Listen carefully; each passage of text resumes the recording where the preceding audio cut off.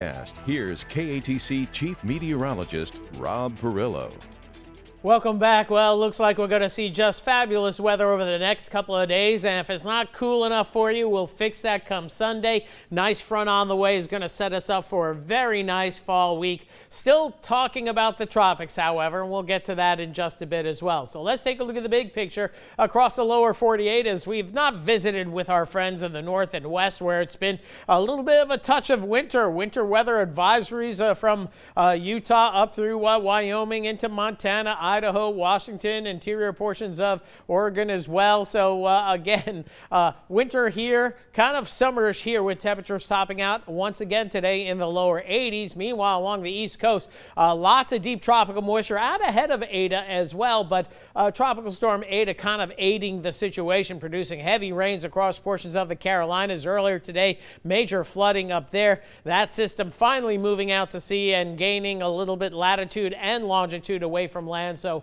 this system will impact the area much less. So that is the good news. We're done pretty much with Ada moving out to sea. So let's see what else is brewing out in the tropics. There has always been something going back to June and July, and we do have one tropical storm way out here in the far eastern Atlantic. That is Theta with 60-mile-an-hour winds. Of course, we have Ada, 45-mile-per-hour winds, but of greater interest, at least in the near term, is the potential for something to develop here in the Western Caribbean. The National Hurricane Center giving this disturbance that's just south of Hispaniola roughly a 90% chance of becoming a depression. It looks to become a tropical storm. If so, the name would be Iota, and depending on the model you look at, it does have hurricane potential as it gets closer to, say, Central America. Here's the latest tropical tracks, and no, this one will not be heading for the Gulf of Mexico. We feel fairly confident about that, thanks to lots of cool fronts and high pressure moving in, but you can see our potential tropical storm Iota here right by Honduras, and these areas have not recovered from Ada. Remember, Ada came in Honduras and Nicaragua as a Category 4.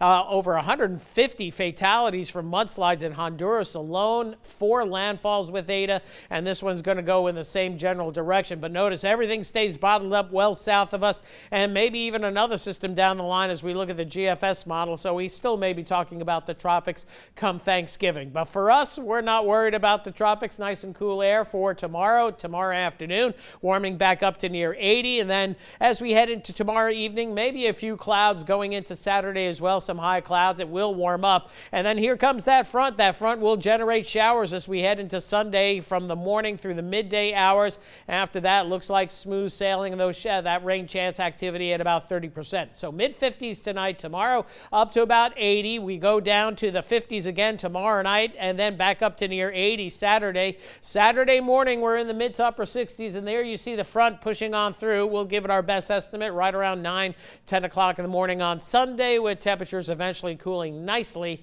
into the 40s perhaps Sunday night. So a lovely evening overall. 54 the morning start, and then for tomorrow, 80 the high. A fine finish to the work week or start to the weekend, depending on your point of view. And then as we head into the weekend, brief rain chances early Sunday, and then looking good, smooth sailing as we go into next week. We're talking nice and cool temperatures, highs in the 70s and lows in the 40s. Marcel.